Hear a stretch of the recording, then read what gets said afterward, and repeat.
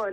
Unahin po muna natin, naghintay po tayo, nakinig po tayo sa SONA kasi inaasahan po natin na magbanggit man lang ng maganda o ikatutuwa ng mga health workers. Pero kahit isa po doon, hindi siya nagbanggit. Nabaliwala lahat ng pagod namin na ginawa. So ang isa pong sinasabi po dahil wala siyang sinseridad na hindi niya pagtugon po, ang panawagan po natin, alam naman po ng lahat talaga po yun, na talagang kailangan po natin na nakabubuhay na sahod po. Benepisyo po na hanggang ngayon marami pa pong hindi nakakatanggap. So bakit ba kami din hinahantay namin kahit man lang sana 1% man lang, tumaas man lang din sana ang sahod namin. Magandang araw po sa inyo lahat. Reaction Update PH nagbabalik. Dito pa mga update.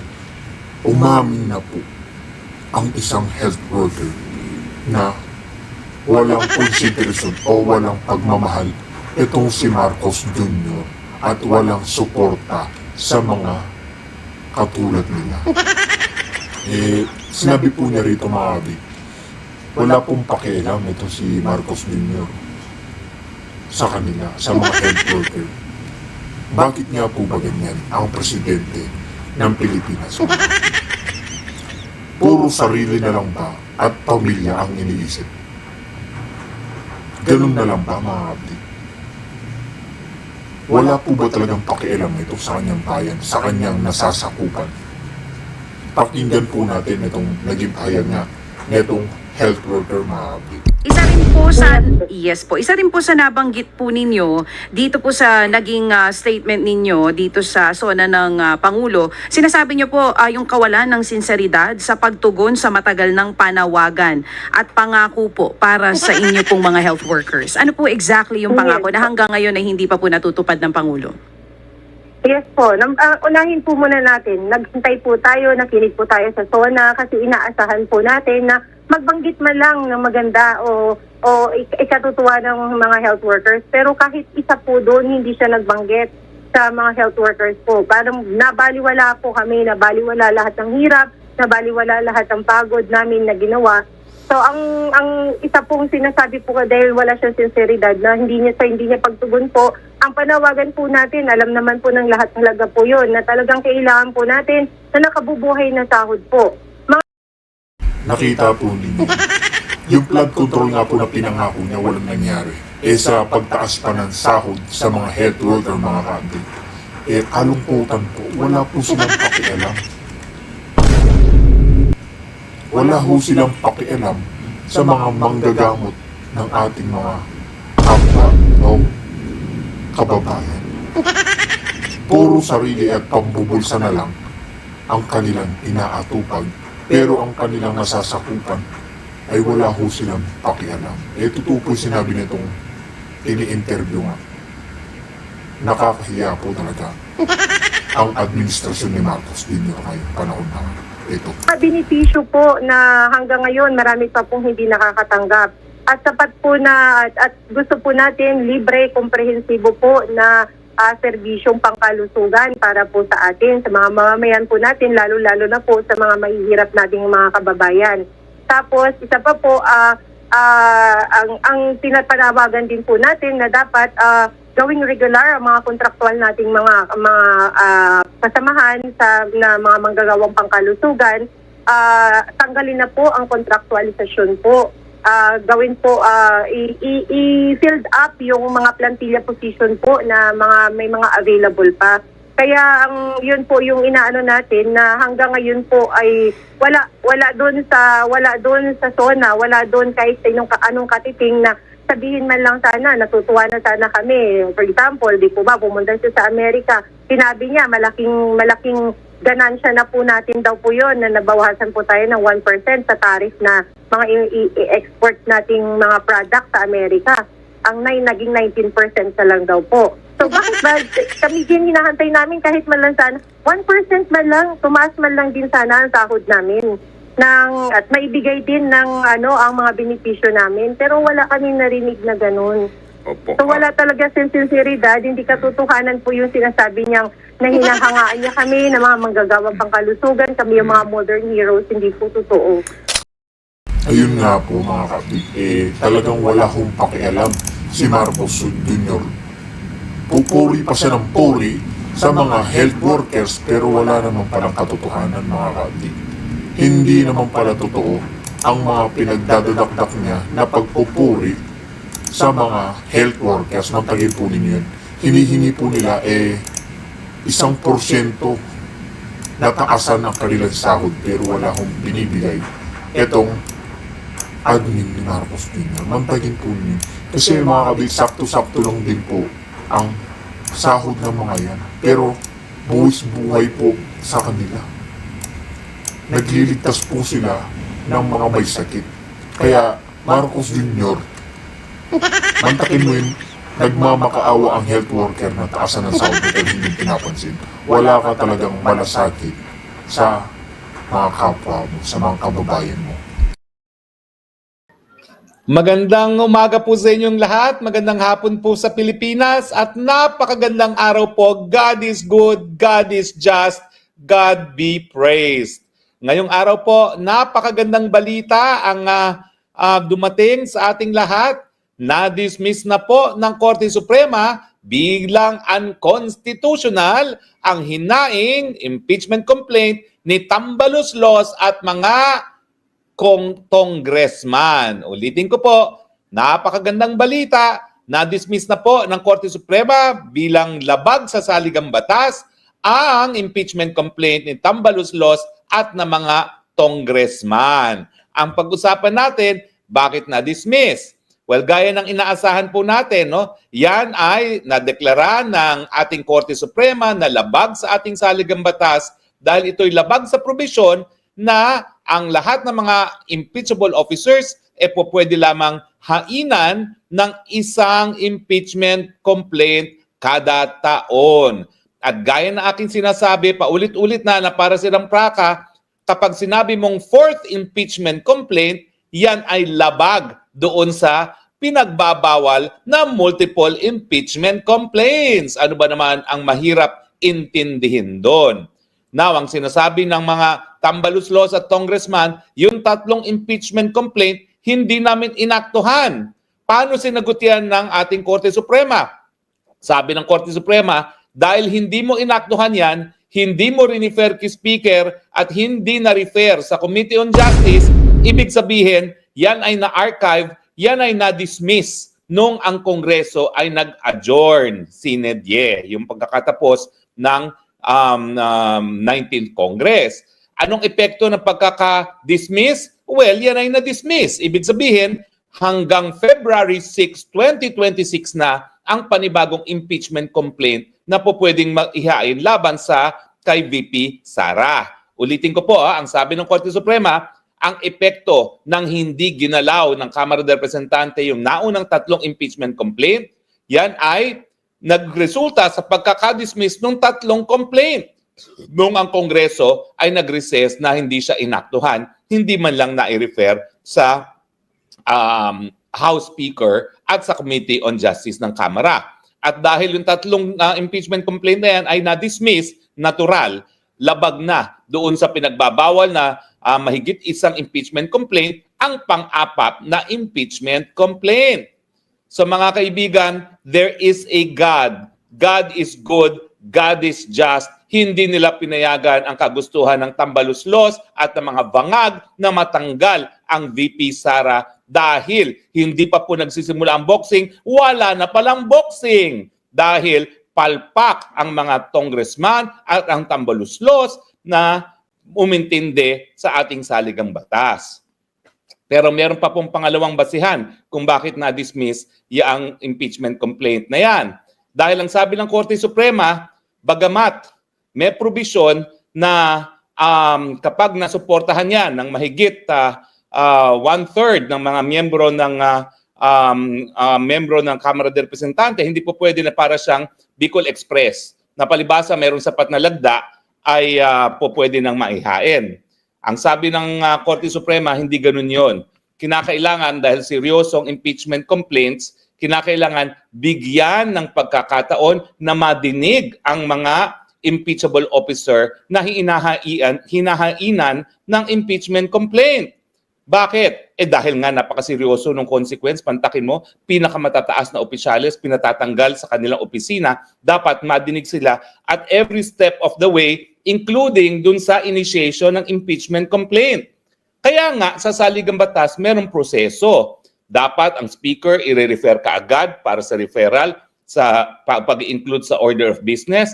Within X number of days sa order of business, kinakailangan niya ma-refer sa Committee on Justice. Ang Committee on Justice, babasahin yan, titignan muna yung sufficiency of form, kung tama ba yung forma, at titignan kung okay ang forma, kung sufficiency in substance, kung meron ngang laman o meron ngang meet yung reklamo laban sa impeachable officer. At matapos dyan, dadalhin pa sa plenaryo, pagbobotohan. At ang sabi ng Korte Suprema, dahil napakaseryoso nitong impeachment proceedings, dapat mabigyan ng pagkakataon ang lahat ng miyembro ng Kamara na pag-aralan yung mga impeachment articles of impeachment. Hindi lang yan. At titignan din yung mga ebidensya sa kabila at nasa likod ng lahat ng articles of impeachment. Bago po ito. Dahil alam nyo naman, isa ako dun sa abogado na nagdulog sa Korte Suprema nung kaso ng Francisco, nung ini-impeach nila si Chief Justice Davide. Ang sinabi doon, ang impeachment ay initiated sa paghain ng isang verified complaint of impeachment at akto ng House. So ang sinasabi ngayon ng Korte Suprema, ang akto ng House na nagresulta sa initiation ng impeachment complaint, yung pagsisimula, dahilan kung bakit bawal na mag-file ng mga panibagong impeachment complaint, ay yung pagkakadismiss ng tatlo. Kasi nung hindi nila inaktuhan yung tatlo, ang epekto niyan ay dismissal. At bago rin itong desisyon nito, dahil lininaw ng Korte Suprema, hindi po pwedeng Bicol Express. Kasi ang nangyari din doon sa kaso ni Davide, doon sa Francisco, nag-Bicol Express din sila. Sandali lang po ha. Ako ay may memory lapse, hindi ko alam tuloy. Alam mo, pag tumigil ka magturo, nakakalimutan mo na, no? Pero ang sabi ng Korte Suprema, maski meron ng sapat na lagda,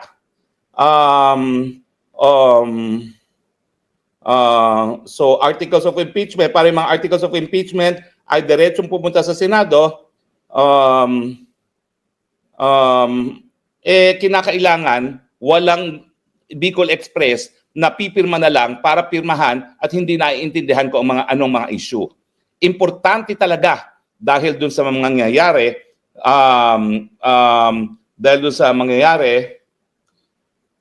doon sa matatanggal na opisyales na maintindihan ng mga kamera, ng mga miyembro ng kamera kung ano talaga ang dahilan doon sa pagkakatanggal sa isang impeachable officer.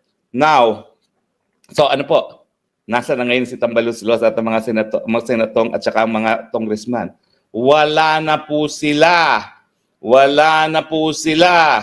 Ibig sabihin, mag-aantay sila hanggang, tama po ako, 1/3, hanggang February 6. Kung kailan, 26 ba? February 26 kasi nag-adjourn ang House at saka ang Senate ng February 25. So February 26 pa sila po pwedeng magkain. Tama po yun yung sinabi ng spokesperson ng Korte Suprema, hindi naman po na-absulto si VP Sara. Pero dahil nakasaad sa saligang batas na bawal ang mahigit isang impeachment complaint kada taon, kailangan sundin yan. Dahil ang ating saligang batas, ang pinakamataas na batas sa ating bayan. At yan ay mananaig, maski pa sa kagustuhan ng mga makapangyarihang politiko, gaya ng pinsang buo ng presidente at ng kananak ng presidente na nanguna pang mag-endorso ng impeachment complaint laban kay VP Sara. Bokya kayo ngayon. Alam nyo, kada nagkakaroon ng desisyon ng Korte Suprema na null and void dahil labag sa kasaligang batas yan, dagok yan, sampal yan, batok yan doon sa institusyon. Ang laki-laki ng budget nyo. Tapos, hindi kayo nag-employ ng sapat na mga abogado para malaman kung anong tama at mali. At tignan nyo naman kung anong oras at saka yung mga resources na sinayang ninyo sa pagsusulong ng isang impeachment complaint na alam naman natin sa simula't simula ay mali. Pero alam nyo, ang talagang nanalo dito, ang sambayan ng Pilipino. Kasi nga, rinespeto ang mandato na binigay kay VP Sara at naiwasan ang paggastos na naman ng milyon-milyong salapi sa walang saysay na impeachment trial. Pangalawa, I give it to the Supreme Court. Hallelujah ako sa Supreme Court dahil pinakita niya na kahit yung impeachment complaint na yan ay suportado ng presidente, kahit na ang Kamara ay pinamumunuan ng pinsang buo ng presidente, na kaeskwela pa nung sumulat ng decision. Alam niyo po, nagko-contemporaries kami ni Justice Marvic Leonen, ni Tambaluslos at ako, no? Si Tambaluslos technically 1 year behind me, pero na-delay lang po yan dahil sa EDSA. So actually, mas malapit silang contemporary ni Senior Associate Justice Marvic Leonen, no? Ay nako, hallelujah po talaga. At natutuwa po ako ng aking classmate na Ilocano, genuine Ilocano, si Justice Raul Villanueva, the most junior, sumapi po at nag-concur dito sa decision nito. Ibig sabihin, unanimous decision po yan.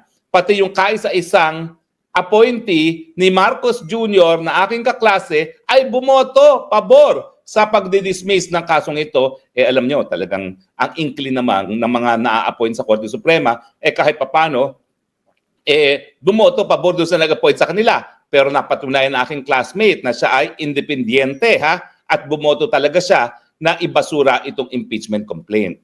So mga nagwagi, una-una ang sambayan ng Pilipino, pangalawa ang Korte Suprema, dahil siyempre pinatunayan niya na siya ay tapat sa kanyang katungkulan na itaguyod ang ating saligang batas, at pangatlo lamang si Inday Sara Duterte.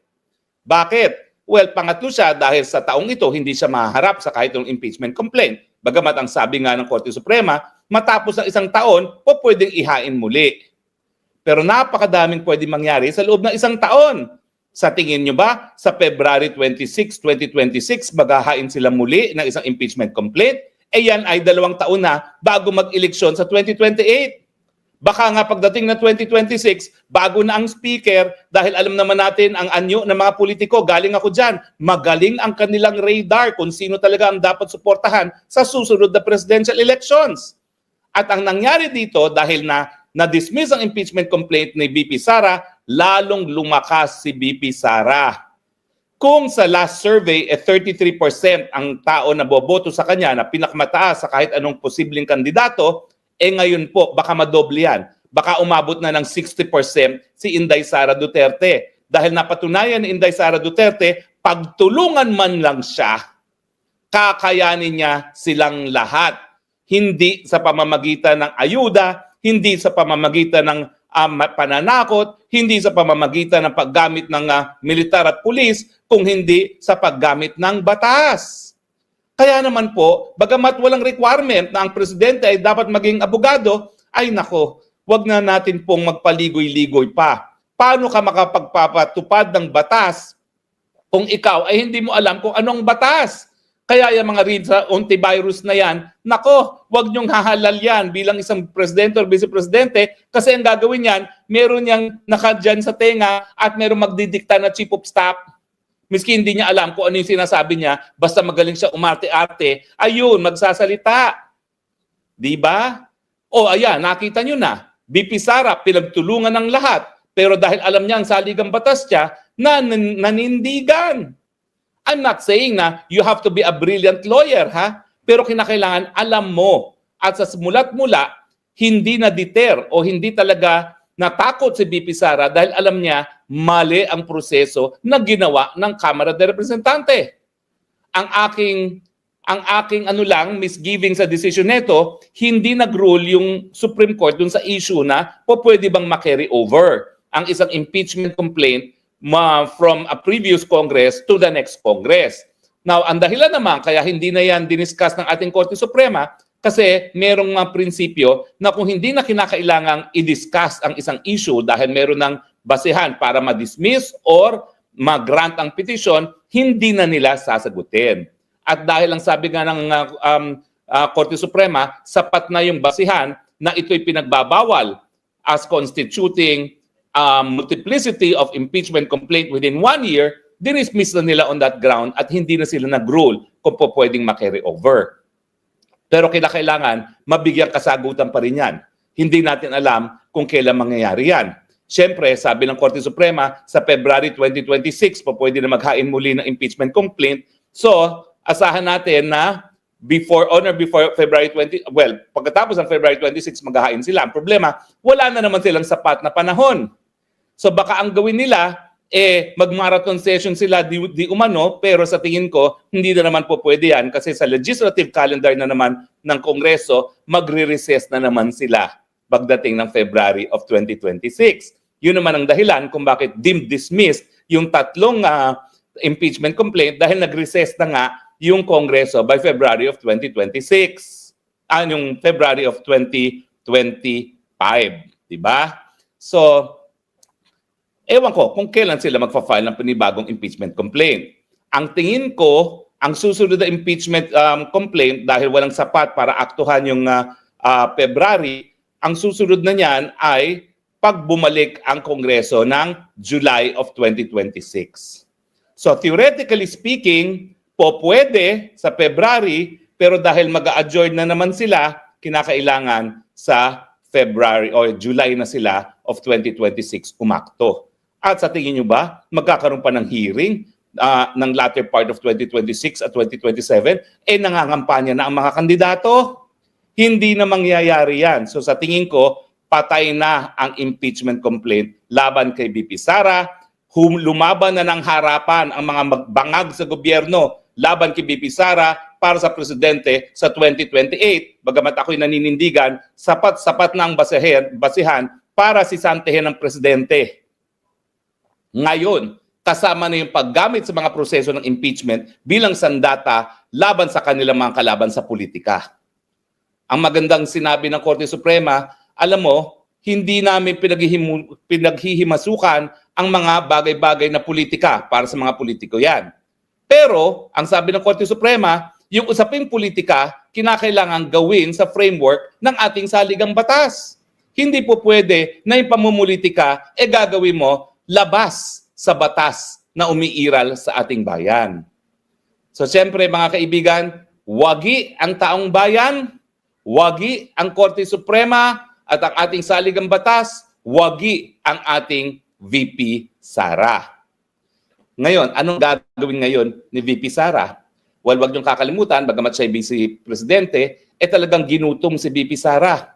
Pero tignan niyo naman, maski tinapiyasan ng budget, sino ba ang napansin ng taong bayan na gumagalaw sa kasagsagan ng bagyo?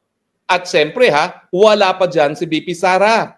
Yan na sa Pilipinas dahil naririto siya sa dahig at inaatupag ang kanyang ama na hindi naman natin siya po pwedeng sisihin dahil pinabdala rito ng mga bangag si Tatay Digong, no? Well, anong mapapakita natin yan? Anong nakita natin kay VP Sara? Sa kabila na ang daming binato sa kanya at talaga namang napakatindi nitong bigate na dinala ni VP Sara na sinampahan siya ng impeachment complaint, she remained cool under pressure, number one. She remained confident in her knowledge of the Constitution, and she remained confident in the integrity of the Supreme Court, at nanindigan siya na talagang suportado siya ng taong bayan. Kasi kung hindi naman suportado si VP Sara ng taong bayan, tingin mo lalabanan pa niya yung impeachment complaint? Ang gagawin niyan, magre-resign na para wag na matuloy ang impeachment complaint kung alam niyang walang suporta ang taong bayan. Pero dahil alam niyang nasa likod niya ang taong bayan, fight, fight, fight, and tignan niyo naman, winner ang VP Sara in round 1 of the Bangag versus Super Inday Sara. O, di ba? So, mga kaibigan alam ko napakatagal ng 2028. At ako naninindigan, dapat sisantihin na natin itong presidente ito. Meron tayong karapatan na magsisante ng mga inutil na mga presidente at 2 beses na natin nagawa yan. Huwag niyong isiping imposible yan. Dahil sa totoo lang, maraming nag-isip nung sinampa ni Tambaloslos at ng mga congressman itong impeachment complaint nito na tapos na ang boxing. Bakit? Kasi bantakin mo naman, ang Kamara de Representante ang gumagawa ng mga pangtaunang budget. Mantakin nyo naman, talagang dinanggel nila yung pananakot sa Korte Suprema. Huwag niyong kakalimutan, kami ang responsable sa budget ninyo. Pero alam nyo, sa saligang batas din, binigyan kasi ng assurance ang hudikatura na pwede sila maging independyente dahil doon sa tinatawag ng fiscal autonomy. Dapat kung ano yung budget ng hiningi ng hukuman under the principle of fiscal autonomy, ibigay ng Kongreso nang sa ganon, hindi sila subject to political interference. Pero ang katunayan yan, subject pa rin yan to political interference. At ako talaga, bawa ko sa mga mahistrado. Bakit? Sa totoo lang, bago pa pumutok ang away ng Duterte at Marcos, bago pa pumutok ang laban ng kabutihan at kadiliman, nagpupunta ako doon sa mga birthday ni Tambaluslos. Well, isa lang naman kasi nung pangalawang birthday pumutok na. At doon sa isang birthday na yon, nakita ko halos lahat ng Supreme Court ay naroroon.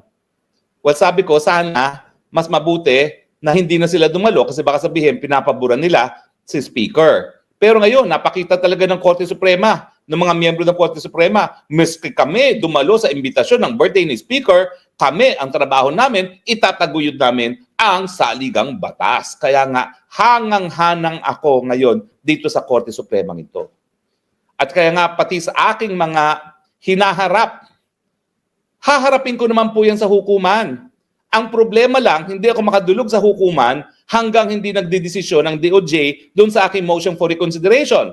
Dahil ang nangyari nga doon kay Cassandra Ong, dumiretso siya ng Court of Appeals para mapawalang bisa yung resolution na wala namang saysay talaga. Ang sabi ng Korte Suprema, ay sabi ng Court of Appeals pala doon sa kaso ni Cassie Ong, pumunta ka muna sa DOJ, kumuha ng motion for reconsideration dahil yung motion for reconsideration nagbibigay ng pagkakataon doon sa ahensya na ituwid ang kanilang pagkakamali. Kaya ako, nag-aantay lang po ako ng DOJ resolution doon sa akin sa motion for reconsideration at dudulog din ako sa Court of Appeals. At kita nyo naman yan. Itong ginawa ng Korte Suprema na nanindigan sa saligang batas, inspirasyon yan sa lahat ng mga mahistrado sa buong Pilipinas.